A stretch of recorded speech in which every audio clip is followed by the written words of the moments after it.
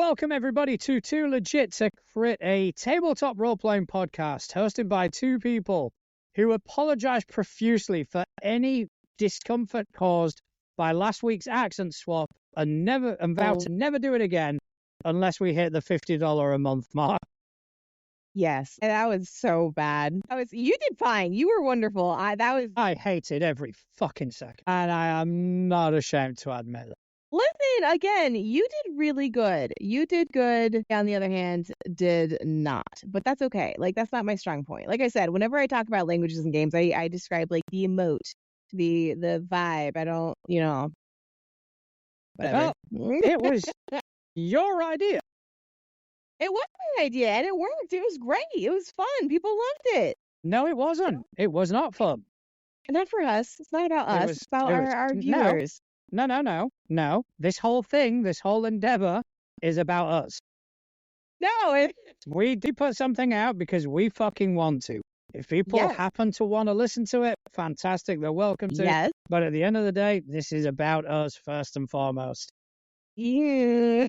Yep. That is the philosophy at which this started, and that is the way it's going to carry on. Is it? Okay. Yeah. Putting my undersized foot down. What size is your foot? Is that a thing? Like, how are you guys I have no idea in American. Well, what is it in European? So, okay, UK, I'm 8.5, Europeans 42, and whatever the translation is. Yeah, I don't even know. Whatever the translation is into American. My shoe size goes from like literally one size to another one completely depending on the shoe. Like, yeah, but I mean that's everywhere. Different brands, different shoes, etc., etc. Let's put US shoe equivalent. Find out. Drum roll. I don't. Please be bigger than a 7. I'll die laughing. I was gonna say, isn't it? Okay, so let's have a look. US shoe, so for an 8.5, an 11.5 in America. That's pretty normal. I'm a 7 in men's, and anywhere between an 8 and a 9 in women's. So not that matters. Unless people want to start buying us shoes, like absolutely, come buy us shoes. I'll take some shoes. Yeah, I'm at the age now where I'll take slippers. I'll take socks. You give me a good pair of slippers, I'm a fucking happy man. I love socks. I don't need shoes because that means I've got to go outside with them. Slippers means I can stay inside. You can put shoes inside. Oh, that's one of those like culture things, isn't it?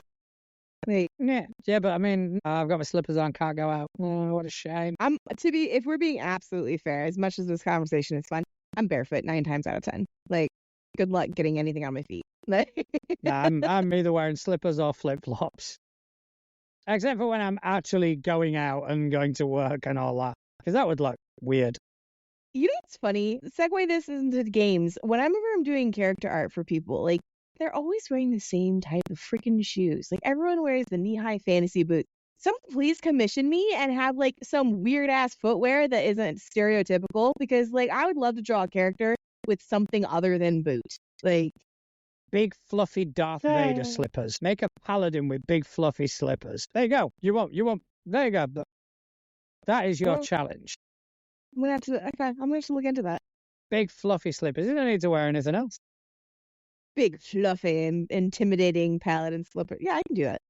Yeah, I mean, that's intimidating. You see a paladin wearing full plate and wielding a broadsword, wearing fluffy slippers. You think that fucker's deranged. Well, he's either deranged or one of two other things have happened. He either gives. He's reached that point of like, I give 0 fucks. I've lost my boots and I'm still going. He just picked up some poor person's slippers and kept going. Or he has reached the point where he gives 0 fucks about what people think about him and he's wearing bunny slippers to go like fight darkness.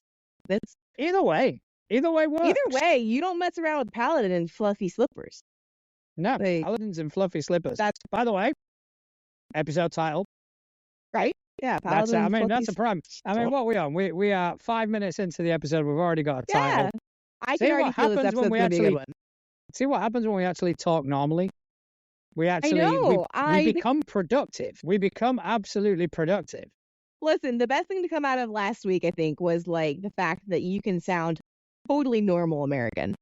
That threw me off. You sounded like you Americanized. I sounded like about 12 different people all going through different types of mental states. Mental? I don't know. I appreciate the Mental. compliment, but I disagree. I've Yeah. heard it back as I was editing, and I sounded fucking tragic. No, what's honestly. tragic is Couch's comment of a paladin that people think is a tabaxi, but it turns out to be a furry dressed paladin. That's tragic. We're He's not doing speaking furries. words I don't understand.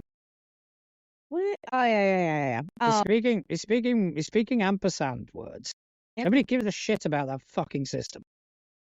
The Tabaxi system. Maya. It's not even the system. Did you know this is infuriating? So we're playing Void Runner right now. They have cat people art in the book, Right. the updated book, the release book. No cat people race. Okay. You Like- just say, here's my character. It's a cat. I mean, you can, sure, but like, And there you go. it's just weird. It's like if you're gonna include something in a design, you'd think that there'd actually be like a structure for it. I mean, but to be fair, like Pathfinder is including races all the time. Heritages. It's including them.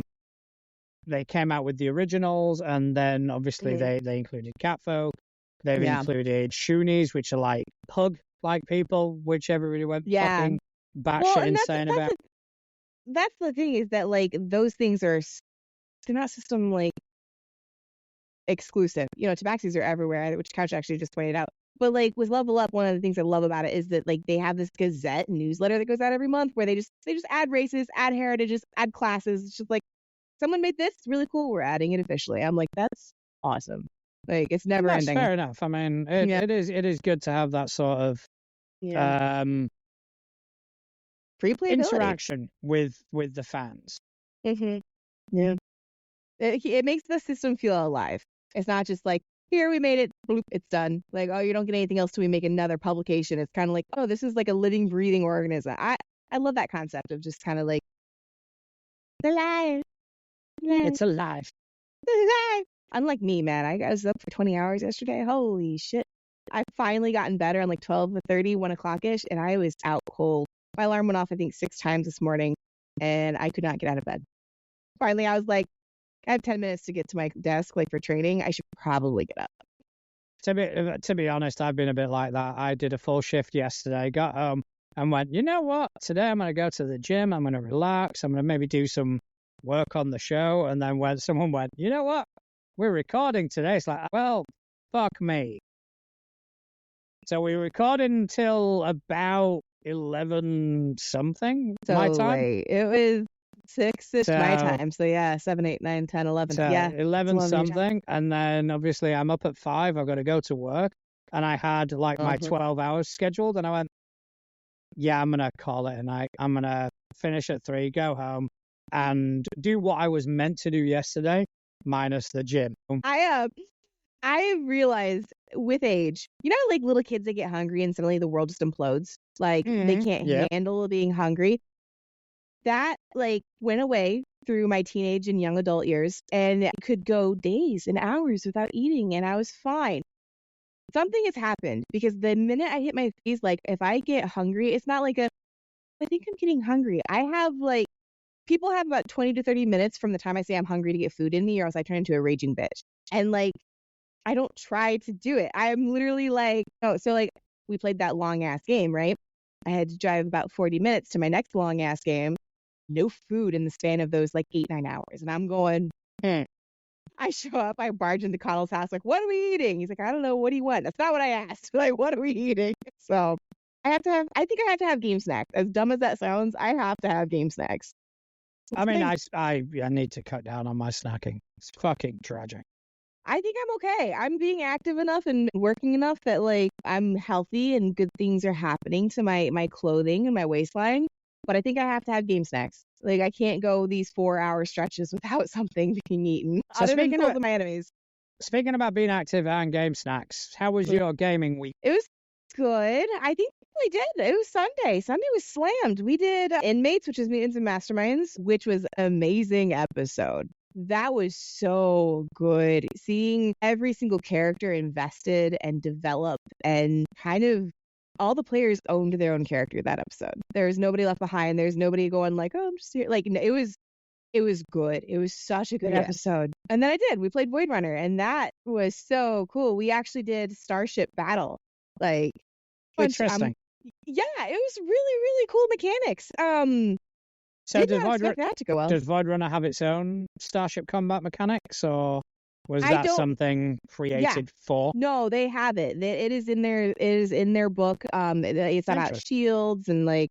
There's all sorts of mechanics that I was clueless to because I'm not the ship captain, but our ship captain, the player who's running that, he got a sheet for the ship and he was like keeping track of everything and then telling us, the players / characters, like, okay, do you have this proficiency? Which of course, like half of us don't, but then again, half of us do. Like I have starship weapons proficiency, so he's like, all right, you're on the guns. I'm like, okay. And it was really fun. It was so cool. It was so cool. But also, this made me so stupid happy. Sometimes campaigns come to an end because of personalities, because of time frames. It just happens prematurely, right? And there's always that thought of like, okay, we'll come back to it. We'll come back to it at some point. And that's happened a couple of times with our table because of multiple valid reasons. So we had a sci-fi game that was beautiful and it was wonderful and it gives me all the happy tingly feelings. And we had to put it away for very valid reasons. And we're playing the Void Runner last night and Connell is running the game and he starts dropping some like hint words and like things that are kind of making me go, wait a minute, that sounds like nah. But as he starts describing more and more of this warp station that we came across, the three of us that have played in that old campaign suddenly went, oh my god, we're playing like light years into the future of that universe. And all cool. of us were just like, holy shit, it was so cool. But that was strictly sci-fi, and obviously Void Runner is fantasy sci-fi, which is a beautiful blend. That's my gaming weekend, and now I'm like super pumped up, and all I want to do is draw spaceships and fantasy stuff. Fair enough. Yeah. What about your gaming weekend? Okay, so the only thing other than obviously Inmates, which we can talk about in a minute, went back to Delta Green on Wednesday. Okay. That was good. Yeah. That was good. That's the one that made Couch sad. Oh, it's gonna get fucking worse. Okay. Now, that's like the theme. That's like the theme of your. I think that's like the goal, like John's gaming goal. Break couch with Delta Green. Like that's kind of like eat breakfast, you know. I like to create the atmosphere for the game, and Delta Green is a game that is stooped in atmosphere. It's fantastic. So the agents, they're investigating this murder. They've obviously realized that there's something fucked up going wrong, that there is a presence that seems to be watching them and seems to be controlling people. And towards the end of it, the end of the session, one of the players gets a message or gets a call from what they thought was their best friend back home, and it's their best friend's being kidnapped by someone in this town. And it's like, yeah, you're going to come along. Essentially, the operation goes from investigating a murder to a war zone. And we are just about to start the war zone section. And it is not going to be pretty. It's going to be gruesome. It's going to be rough. And I am fucking here for it. This is the operation that made me want to run Delta Green. That's cool. I like when you get to revisit stuff like that. Yeah. I saw this played by the Glass Cannon, and I went, that's the system for me. And I'm finally getting to run this. And it's going to be great. It's going to be fantastic. You're excited. Like that means a lot. You should be excited as a GM. If you're coming up on a game and you're like, I feel like you need to do a reality check, like Pathfinder, which is basically me with Pathfinder. Yeah. Oh, for fuck's sake. Yeah. Maps and fucking tokens. Fucking bullshit. Or do that. Even if the game calls for it, I don't do it. That's because, like, as much as I am like, yes, rules and crunch, I'm also like, it's a game. If I don't want to do it, I'm not going to do it. Like, end of story. Doesn't matter what. Oh, yeah. And then obviously Inmates. Inmates was a fantastic. It was definitely, there was definitely an angle in the episode towards one character in particular. Yeah. Yeah. It was good. But, the true hero did what true heroes do. Yeah. Separate the group, turn off his comms. He's keeping you safe. Yeah, no. That's not how teams work. Well, teams are meant to take orders from their superiors. Superiors are supposed to use the strengths of their teams, but I think okay. Halo has an Glory attitude hounds problem. happen. It's okay. Glory hounds Halo happen. has an attitude problem, and You know, it will be adjusted. She's not supposed to be there. You know, it'll be adjusted. It's fine. I'm sure it will be. You know, siren protocol. Hey, listen, I said it last night. I'll say it again. She may have a kill switch, but at least she doesn't have a kill count. What are you up to? Like 3, I think? 4? Yeah, you're on one yourself. You got a fucking kill count. What the fuck are you on about? Killed anybody? Yes, you have. I haven't killed anybody. Who did I kill? In the petrol station, the guy that was dying, you put him out of his misery. You killed someone. He was mentally gone. That's a completely different philosophical conversation if you want to have it. Killed someone. It is. You still have true hero under your name. Someone's a little full of themselves. I Someone's a know. little full And of I left themselves. it. I left it on purpose. Of course you did. I'm not even surprised. So, I just want to kind of take a quick, brief sort of interjection here and just give a shout out to a couple of people. I want to shout out, first of all, to Emma from Tabletop Tailspinners Network, and also to Northwolf from Twisted Fate Productions, both of whom have recently celebrated birthdays. So happy birthday, guys. You make this whole community a better fucking place. Oh, that's cute. I like that.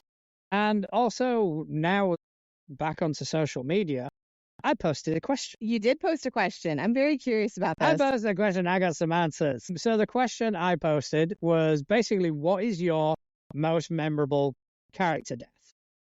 All right. Have you got any that you'd like to mention in particular? I do, but I want to hear theirs first.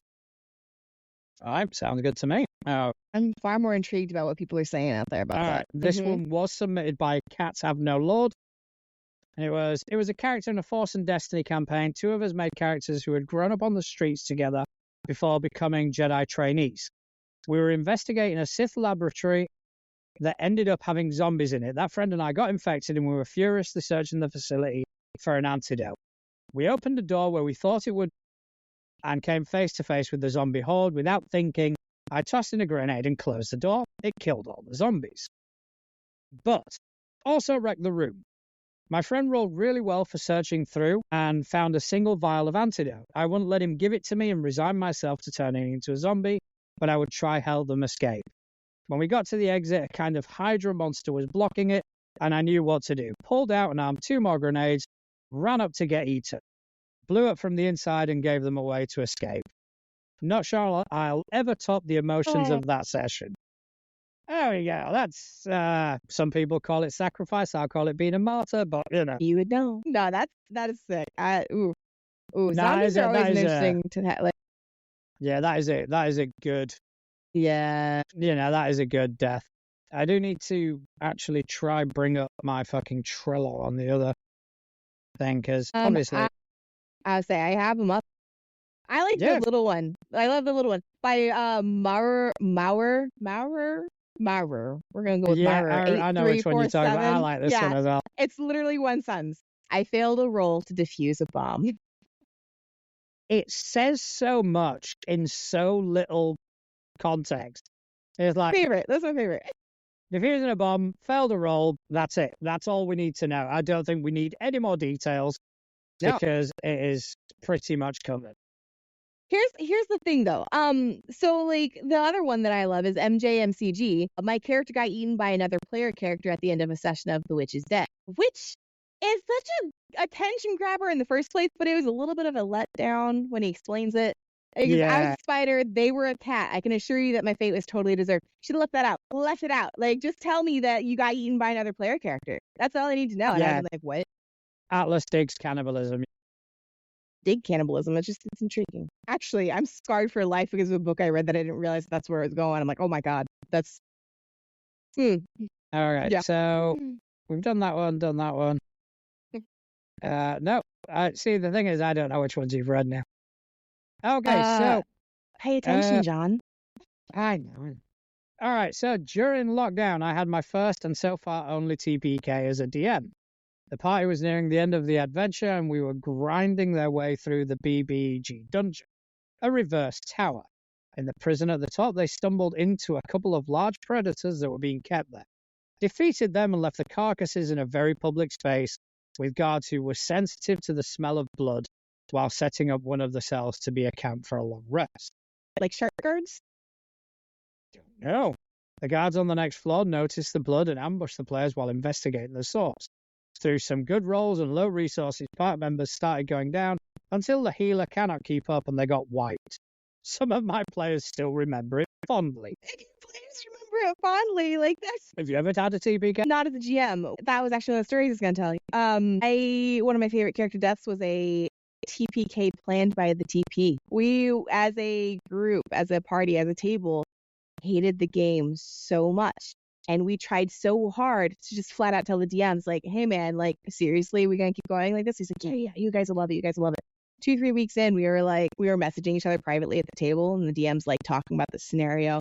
That it was one of those like, we are getting ambushed. If we don't do the right thing, we're all gonna die. And like, we all as a party were like, I go do the thing. Oh yeah, I'm gonna go with her. Oh yeah, I'm gonna go too. And he's like, you will all die if you do that. And we're like, it's what my character. Unfortunately, it was one of those games where like the concept was really good, the execution was so bad. Yeah, Yeah. So I've had a TPK, but it's because the party instigated it. We were like, we're done. I mean, I've had a TPK before. I've TPK'd a table. Yeah. But I will still maintain, and I will say this with every character death that I've had at a table. There was always a chance they'd survive. They never did. They made wrong decisions. They made wrong calls. That's on them. So in this one, we were playing Rise of the Rune Lords, and they were in a place called the Rune Forge, which is this deep, dark, multi-branch dungeon sort of thing. And in the central point, once they'd finished all these 7 sort of different areas, they had to go to the central point. They had a really tough fight, which, took a lot out of them. But then a dragon that they happened to leave alive followed them in. That's so Odyssey. It's not even funny. Yeah. Like the dragon you left behind coming back to bite you in the ass, basically. Yup. And it bit him. It fucked him up.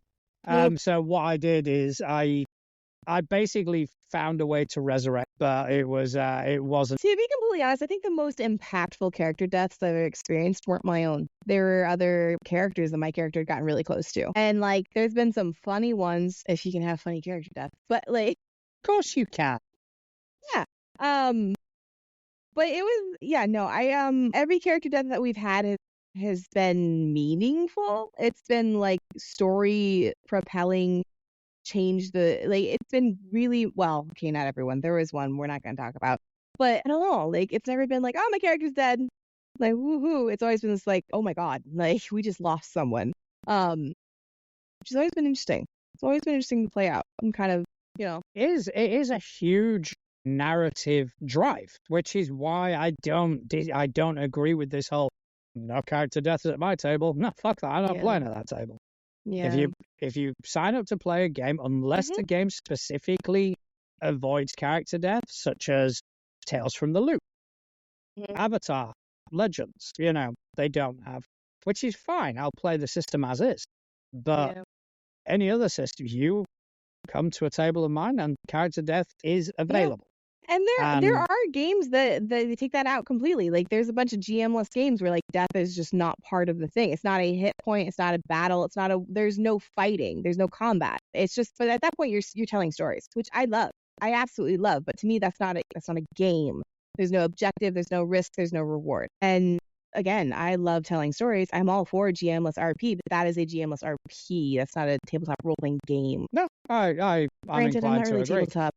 I'm sitting going tabletop. Like, I don't remember the last time I was at a table, but like, even my in-person table isn't like around a table. We're like up on sofas and floors. And I mean, our Delta Green and Fabula Ultimate game, as we did start out round a table, but I went, you know what, this chair's comfy. Yeah, you guys get comfy. Let's play this fucking game. So Connor started out on a table. He was in a supernatural World War II game, and his character tackles the enemy occultist off a cliff while pulling the pin on his grenade. GM rolled the damage and my freaking character survived. Well, that's bullshit. Can you just narratively kind of go, look, I'll take the death?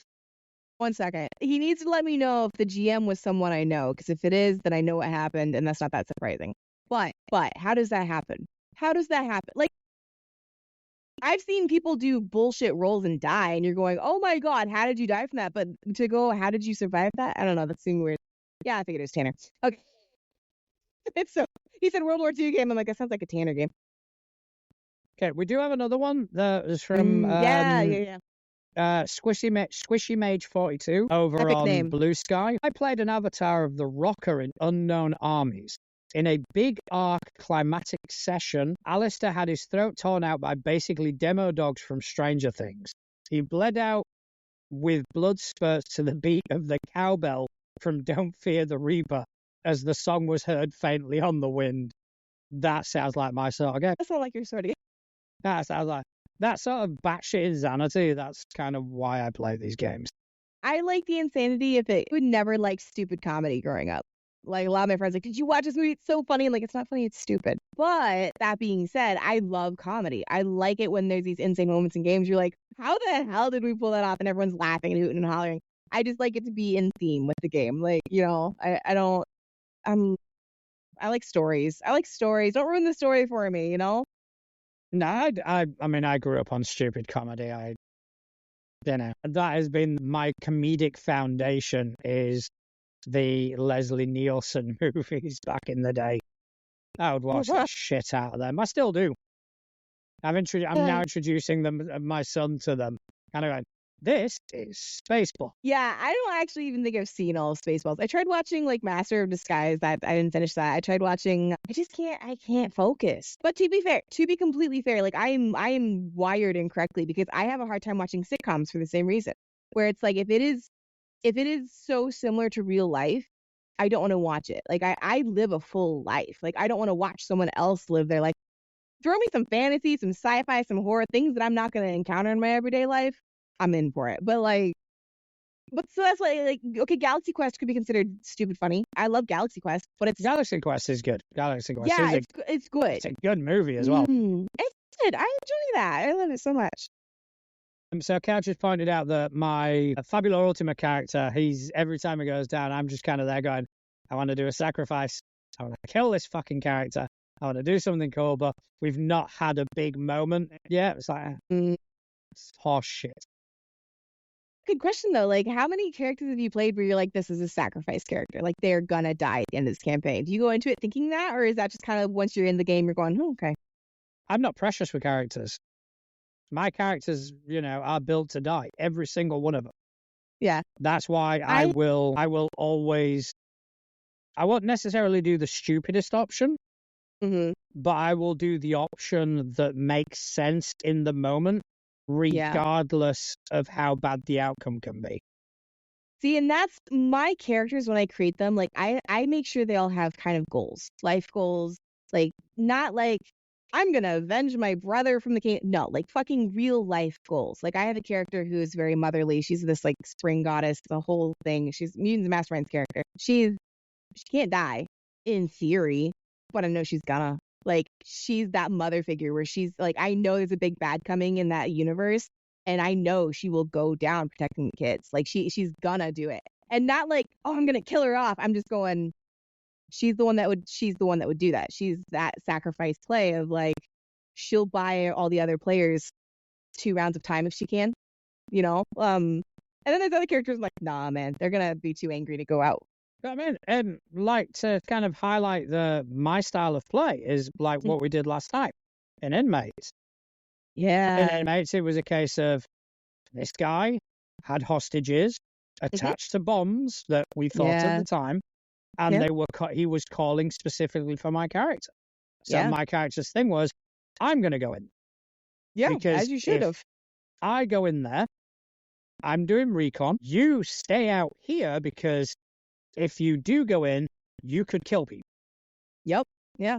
And that thinkology is on point, except that like my character, on the other hand, is a dick. No. She actually put 2 and 2 together real fucking early. When that drone went off, all you guys did is touch it and it went off. She's like, this isn't he wants to talk to him. It's like there's very much so a second play being dealt. And she's like, he can't go in there. Like, it was a whole ordeal. Like, go watch the episode when it comes out. It's so fucking good. Watch the episode. It is good. Should be out next Saturday. Yeah, week on Saturday. So yeah, watch it. It is fantastic. We have such a good fucking laugh. Yeah. But yeah, so that was the question that we asked this week. I shall think of something to put out tomorrow and see what responses Yeah, we I get. need to put some out too. I was putting out questions left, right, and sideways, and then with training, I just was like, I'm still here. I'm alive. I promise. I just gotta get the training. I have 2 more weeks of training, and then it's on the job training, and that's gonna be a completely different animal. It's all right. I got you covered. Don't you worry. Yeah. But right now, it is literally like an entire day of staring at documents and memorizing Medicare, and I'm like, oh my gosh. Okay, so when you GM, what does your prep look like? We've talked about this, but it depends on the session. So like, I have my stats for any possible critters, creatures, bad guys. Okay, I have my stats figured out. But see, when I GM, like I have the world storyline figured out. That is happening no matter what the players are doing. So like I have my stats in advance. The storyline, I'm not having to wing it. If they decide to go left field and like, oh my gosh, we're gonna sail out to an island we've never been to and go the complete opposite direction that the campaign's going, and we're gonna go investigate this and this and this, go for it. Absolutely. I try not to put too much prep work into it. So prep work for me usually looks like getting my stats pulled together, getting some maps and items pulled together in case they decide to do something absolutely bonkers, which they always do, and going from there.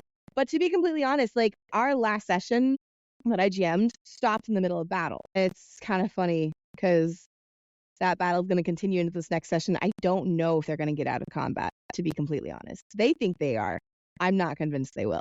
It depends on how they react to a couple of things. So for this upcoming session that I'm running, I already have everything prepped from last session. Even if they get out of combat, like they're role playing their decision of what they're going to do, where they're going to go, there's nothing to like. It's a live world, so like the stuff that's already there is already living. And that's a really horrible explanation, but like, yeah. So like, it's 50-50. My prep work is like, I know my world. I know what they're doing, like the place that they are living in. So I don't have to like plan out, oh, this place has this person and this is their demographic and person. No, like they'll figure that out if they get there. Like I don't need to prep that.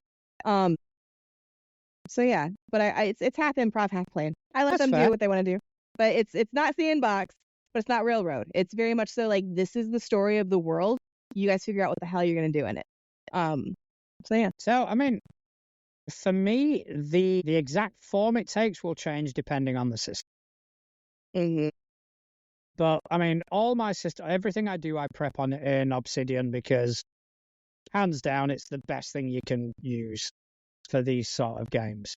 Mm-hmm. But everything I do, every session, even every arc, I will do in a one sheet. It's a OneNote thing. Yep. I actually use OneNote. For example, a Pathfinder, I do basically the setup. I do different locations. I do NPCs. I do treasure. I do creatures and encounters. And I'd have all these things, and all they are reminders. Yeah. You know, I'd have the odd set piece as well. You know, the moment where you kind of become a bit more narrative and a bit more flavorful. Yeah. I'd have them ready. But other than that, that's it. It's all in one document. And that could last me 7 sessions. Just kind of going through it. I've tried using it, but Obsidian is better. I would say I use OneNote because it's all right there, and I don't have to like flip through anything. And it's like the reason I use Obsidian is because it is modular, and it has a community that develop these little modules for it, which add to their functionality, and it has a massive tabletop role-playing game community. Now, is that like a hardware app or is it an online app? Hardware app.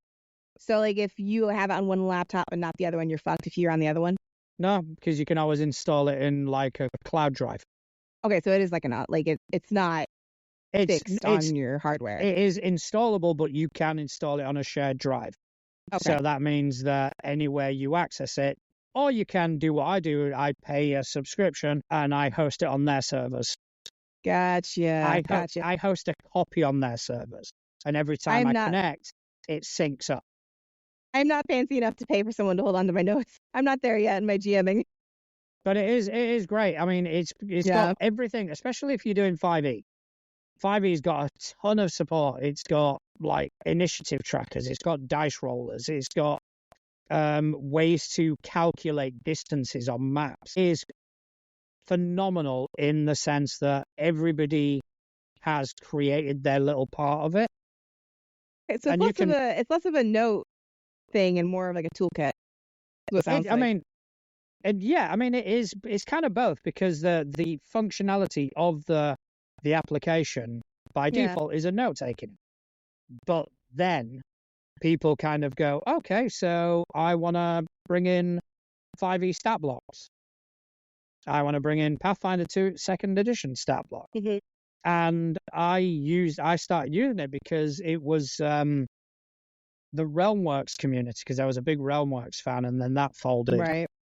So then the Realmworks community moved on to Obsidian, and I moved with them. But yeah, it is phenomenal, and I put everything in there. Nice. So for Blades in the Dark, my prep is essentially, okay, so what the score is, what the target is, complications, because you Right. can actually add blocks into Obsidian natively without any sort of fuss whatsoever. Okay, yeah. That's nifty. If I have to move my page to run my game, I don't want it. Like, I'm with you. Like, I like having everything on like one chunk. Like, I run off my phone most of the time, to be honest. Like, I'll format it on a laptop, but then I just whip my phone out and like, because I don't want to be staring at a screen or an iPod or flipping through a binder or I didn't say iPod. iPad. You said iPod. You said iPod. Yeah, I don't want to be flipping through an iPod. Does that even exist still? Not They in don't that exist, form. do they? No, it's all. No, I think the it's in iPod the Touch is phone. still. I think an think iPod Touch is still a device on its own merits. I thought that maybe the Nano still. I don't think they discontinued. I think they discontinued the Nano and stuff like that. I don't believe they discontinued like the iPod Touch, as it were. I think that Huh. is still a thing. Huh. Completely side tangent. Sorry, because I'm like, it's in your phone now. Like, with streaming services, you don't really need. Oh no, the iPod is a discontinued series of portable media players. There we go. There we go. Well, I had a Zune. I was a Zune girl. Those were so cool. But nobody else had them, so it didn't matter. no, that was just like, yeah, they did not last. No. They did not Yeah, last. portable MP3 players did not last in general. It was like the minute people realized, oh, MP3s are portable, it was like, oh, phones. Why aren't we doing that? Like, that was like a blip of history for me. It was like, I remember it got to a point where portable MP3 players were like $10. They're like, yeah, okay, yeah, no, I'm just gonna buy one, and it'd break and go, I'll buy another one. right? Gosh, man. I remember those days. Yeah, I was like, I had to pay for like per text, like. Yeah, the good old days. All right. Yeah. Okay, so I'm just going to take a quick break here. I'm just going to give a shout out to our supporters this evening. So 13th Moon Games is a family-run indie game company out of Wyoming, USA. Created the tabletop role-playing game Covenant Crucible, a game of modern-day witchcraft. If you can imagine the John Wick movies and the last Witch Hunter movie got together and had a really pretty baby, Covenant Crucible would be it. If you want to learn more, interested in joining the official Discord game, check them out on Instagram. And also, step into a universe where fandoms collide. Welcome to Crossing the Nerdverse, your ultimate portal into all things geeky and glorious. Whether you're into comics, gaming, or sci-fi, we've got you covered. Discover exclusive interviews, epic debates, and insider tips from your favorite creators. Join the adventure, Crossing the Nerdverse, and unleash your inner nerd. Embrace the passion, celebrate the culture. Crossing the Nerdverse, where every fan finds their place. And lastly, check out our merch store where you can find t-shirts, hoodies, desk mats, other items with our logo on, our Supernatural-inspired waffle-on design, or our Moves Like Atlas design. If you want to support us more directly, you can head to our Ko-fi page and make a one-time donation, or subscribe to our $3 a month tier, which will give you exclusive Discord access, mentioned in our credits, and weekly maps that are from my own personal collection that I'm just throwing in for the cause. And as always, the best way to support us is by hitting that subscribe button and telling your friends about us. Speaking of which, did anybody even realize we hit 100 subscribers? No, I did, but I didn't make a big deal out of it. Dude, that's a big deal. That's like 3 digits. We have 100 subscribers. So thank you, subscribers. That was very trendy of you then. It was like 3 digits. Yeah, it was trendy? like... Do you know what that word means? That That was it. That was like your TikTok vibe, wasn't it? That was it. That was TikTok Atlas then. No, I think that's super exciting. Like 100 subscribers. Thank you. 100 every single one of you matters and counts. So thank you. Appreciate that. Yes, we do That's actually appreciate big. it. Yeah. While I'm laughing at Atlas, but we do appreciate it massively. Listen, if people aren't laughing at me, then there's something gone horribly wrong. I mean, to be fair, laughing at you takes priorities. Yeah, it's easy. Like, Yeah. I try to make it easy. But yeah, 100 subscribers, and just to think that we started at nothing. Justin and I started this, and it was like nobody's gonna fucking listen to this bullshit. Surprise! And surprise, here we fucking go. Stefan, he's just missed his own ad. He's in the chat. I know. It was like summoning him. Did somebody say Stefan 3 times? Like Stefan. I was just thinking that. I was just thinking Beastie, and all of a sudden, there he is. The tank top appears. The tank top appears. The tank top appears. He's got the glow. He's got the glow. It's time to go. Oh, God, that t-shirt needs to happen. That t-shirt needs to happen. I actually have 3 of the team t-shirts designed for inmates. Who have you got? Me, Stefan, and Cypher. Nice. I was struggling with Liberator, to be completely honest, because I didn't have an image on it, but I've got it. I've got the coolest, unless you were gonna say no, but it's I got this cool design of these chains breaking in half because the name Liberator. I was like, I've had the exact same fucking idea. My Liberator design is a shield breaking some chains. Very cool. Very cool. There's other imagery that I want to add as well. And something funky I want to do with the lettering. But the basic idea is going to be a shield breaking some chains. Tell you what, how about you design your Liberator shirt and I'll design the rest of them? Yeah, just as soon as I fucking get on with it. I mean, I've been looking at these game jams and hopefully I've got time to do them as well. Listen, I'm doing a character sheet for Craig's game, and to be completely honest, I'm kind of cheating because I'm supposed to be playing in his game in 2 weekends. 29. Yeah. So I'm 29. super excited about that. Get to play Shadowlight finally, but I'm also going to be using my own character sheet. So that's absolutely fine. That's my deadline. Is I'm like, okay, I'm gonna finish the game jam sheet for that. I've got a thematic thing for his game. I've got something in mind. I just need to actually make it happen. So I think once that starts moving, it should be rather quick because I think I've got most things sort of ironed out, and I want to do something with this system that nobody's going to fucking expect. So that's the idea. And then with RP Songs and Sagas, I've got an idea, and it's going to be more just a flavor of Songs and Sagas as opposed to like a system redesign. I won't say redesign, or a system change. So basically it's going to be, just visiting the little goth boy inside and basically putting a darker spin on things, but it's doing the work and getting everything. I visited little baby punk Atlas over the weekend, and I watched The Crow.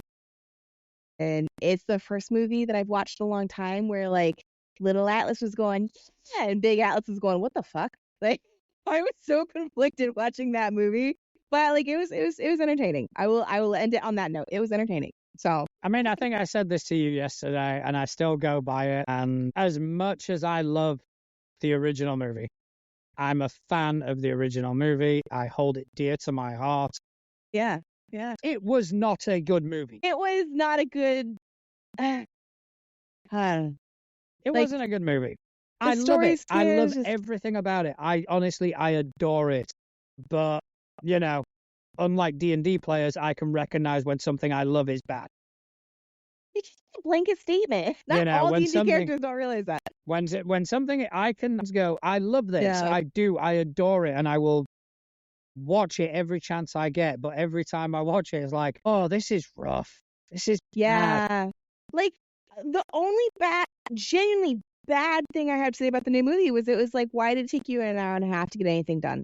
It was just okay, just fast forward the last 30, 40 minutes of the movie and you'll watch the Crow movie. Honestly. I mean, a lot of movies, especially the nostalgia trend that's happening. Yeah. They do a lot of that. they do a lot of, oh, okay, we're going to just hammer out the nostalgia. We're going to give you all this.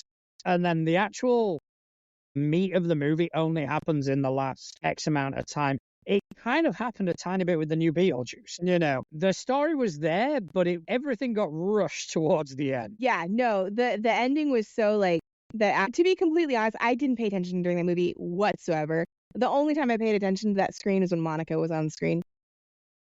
For being completely honest. I mean, we're fans of Monica. What can we say? Oh, God. We do like a bit of Monica. A lot of Monica. Like, that movie could have done a lot more Monica. It would be like, all my friends are laughing, like, okay, like, yeah, I'm entertained. This was an entertaining movie. It's a good movie. That's and then she'd come on screen. She'd come on screen, and I'd be like, oh my God, this is the best movie ever. Like, no, I'm... Yeah. I'm inclined to agree.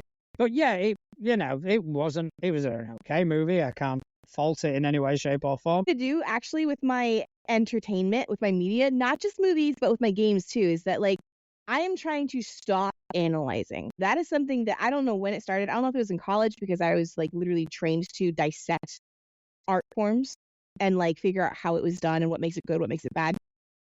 But I'm trying to stop that. I'm trying to like enjoy something without over analyzing it, without butchering it to pieces and being like, well, this was good, this was bad, this was good. This was just be like, it was an entertaining movie. End of story. Like I can play a game and be like, that was an entertaining game. I might hate the system and I might never want to play that again. Like I can take the enjoyment from it, or I can just simply be like, yeah, it's not my jam. Move on. Like I'm trying to just kind of be more present in the now and be more present in life and be in the moment. Be in the moment. I mean, I will happily dissect something, but that doesn't necessarily stop my enjoyment. Yeah. I've just been doing it too long. Like, I don't equate my appreciation of something to the quality of it. I can thoroughly enjoy something bad. Speaking of enjoying something bad, a really good question just came up in chat. What movie setting would you want to play a TTRPG of? Like, would you play in a Beetlejuice game? Holy shit. I think just because we've already mentioned it and you've already started, let's kind of go on the Beetlejuice thing. Yeah, I mean, a Beetlejuice game would be kind of good. But that world concept would be fun. My problem with property games, is that I automatically go back to the property itself.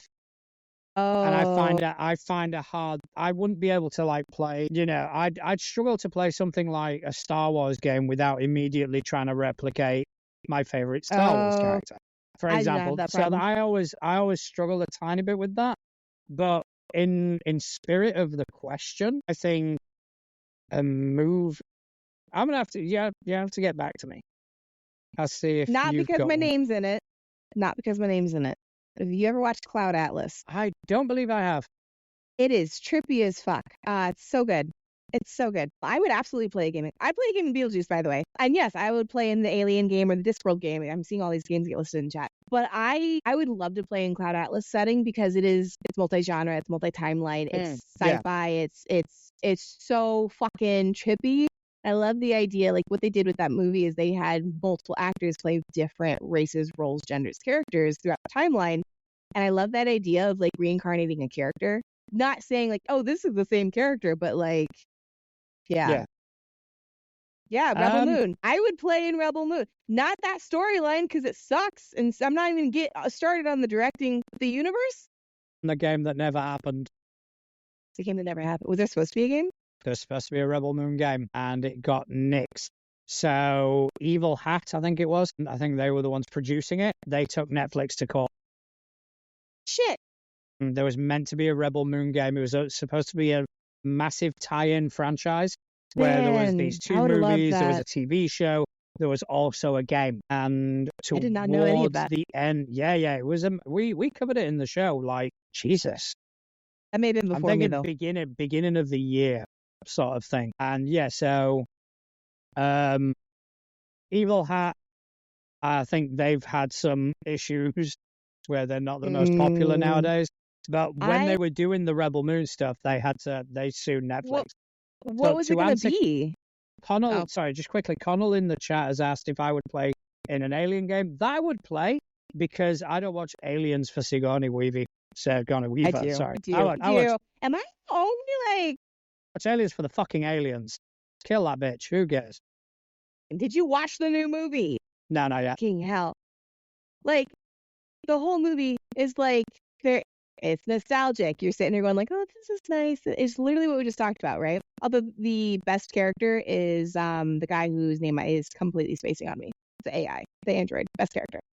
But no, the last 10 minutes of Alien, like I was actually in the theater with Connell and some friends, and like I'm sitting there and everything's fine, and I've got like, I've got very tall Brian on this side, very tall Connell on this side. I'm sitting there like, this is nice. And then the last 10 seconds of the movie, I literally did this number in my chair where I just shrunk down. And I was like, no. Last 10 minutes of the last Alien movie is a hell no from me. Nope. But to kind of go back to Connell's original question, I've got an answer. Mhm. Because I think this would be amazing. An Okay. RPG, right? Based on the Lego movie. No. Just the amount of shit you could do. RPG based on the Lego movie. This is okay. See, this is my disconnect. I think I can't play something unless it's pretty. I know it's super basic, but like I can't get into Roblox because it's just blocks. I get that, you know, but Lego isn't purely I do like a video the Lego game, movies, right? though. To be honest, I do like the Lego movies. And the Lego movies, they cover like so many different genres all mixed into one. And you'd probably add a mechanic to do a build. You'd have a build mechanic, which I have no idea how to go about that, but it would be fucking fun. I would try that game. I would try it. I'm not going to say I'd hate it right off the bat, but I would try it. I think it'd be a fun game. And it's one of these that you could just play any setting. You want to play in Star Wars? Yeah, and I think that would be like a fuck yes couch Top Gun. Yes. Yep, Top Gun. But I wanted to be a fighter pilot when I was a kid. Anyways, I think it'd be fun. The Lego game concept would be fun, but like for me, I don't think I could do a full campaign. I could do like maybe a 2-3 session, but like after a while, I think it'd be kind of like, I don't know. That could be my lack of imagination, though. Like I will call myself out. Like I don't.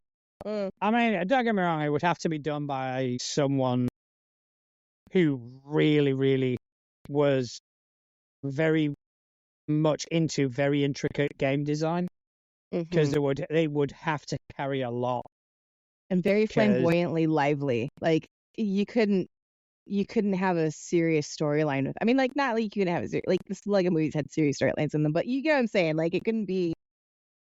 Yeah, but I mean that's down to the GM. I'm talking about the system. You need something that gave you the versatility to kind of go, right, I want to build a tank and allow for that. And you use the D6s to build. Yeah, Connell just added that in the chat for our listeners. Yeah, that's not a bad idea. They wouldn't fucking believe that. Not even slightly. No. What? Atlas coming up with dice ideas and numbers? The world has frozen over, or hell has frozen over. But I like this question. I do like this question. I'm trying to think of another. Thinking about that for the rest of the night, to be honest. Because I don't want to do something that could be replicated by an existing system. Because, if I like stuff like The Lost Boys, you could always kind of do that with World of Darkness or something along those lines. Yeah. What, with Vampire the Masquerade? The only reason I'm saying this is, my tongue. That is going to be a clip. Yeah. The only reason I'm saying that is that, so the only reason I haven't played Vampire the Masquerade is because literally I keep being told our table can't do it. Like, it's too political, it's too serious, it's too whatever. Every time I watch someone play Vampire the Masquerade, like I'll watch actual plays, it's a lot of people talking. It's a lot of like diplomatic, political, like, hey, whatever. That wasn't Lost Boys. To me, I remember like Lost Boys was so gritty and action packed. And it was, yes, there's the politics of like getting stuff done, but like I don't know if someone could actually pull off a good Lost Boys game using Vampire the Masquerade, because they seem to be two very different creatures. Especially like I've talked to Connell about it, I've talked to Stefan about it, I've talked to people on threads about it, and I'm going, I don't know if it would have the same vibe and pull it off well. Like, yeah, it's a vampire system. Of course you could use it for that, but would it do it well? I don't know. Well, for our listeners in the chat, Connell, our resident World of Darkness expert, has just put, yes, without a doubt. So I'm going to kind of lean on him. I'm just going to go, You know. You know what? You can lean on him all you want, but he's the one that says that we can't do it. So that's supposed to be cool. My tongue, guys. Like, I actually bit it. I think it's amazing. That's the best things that happened to me today. Am I hungry? I'm just gonna chew my own face. You know. I mean, that is fantastic. So I think to be honest, I think we've answered quite a few questions. I think we have answered that question, and I do believe that Atlas may need to recover her tongue. So what we'll do is we'll probably end this episode here, because if not, Atlas will chew her through her own face, and that's not good for streaming, guys. No. No, But not this kind of stream. Want to give a big shout out to everyone in the chat who's come to join us today. It was absolutely wonderful catching up with you guys. For the listeners, for the people who are watching this, Atlas is currently sticking out her tongue. She's currently sticking out her tongue. She wouldn't see it. I don't want to like get all up in the camera with my tongue. Like, and people got to pay for that. Yeah, exactly. So if you are listening to this on the podcast a couple of days later, you are missing out Atlas's tongue. It's an experience. That's just all I want to say about that. Kind of vampire. I'm from the strain, you know. It's like, you know. Yeah. But thanks to everyone in the chat for keeping us company. Thank you to you, Atlas, for A, biting your tongue, and B, keeping me company. So do you want to just tell people whereabouts on the World Wide Web they can find you? Yeah. You can find me on TikTok and Instagram and Threads. That's really all I'm at. Like, I try to keep it simple, but I'm at Atlas Ursa, Atlas like the Titan, Ursa like the bear. As for me, you can find me at naturaljuan@dice.com, over on Mastodon, natural.juan on Threads, which is where I'm most active. If you want to just come and hang out and just talk shit with me, feel free. I'm also behind all our social media presences on Blue Sky, on Instagram, Facebook. If you want to catch up with everything we do, go to toolegit2crit.uk or send us a question at questions@toolegit2crit.uk. All right. So if you like what we do and you want to see more, give us a like, rating, subscribe, tell your friends about us. You can even subscribe and, just help us kind of pay the bills. But most importantly of all, I want to say thank you to everyone who has taken time out of their busy day to listen to two idiots waffling about tabletop role-playing games and bite our own tongues. Thank you very much. Good night.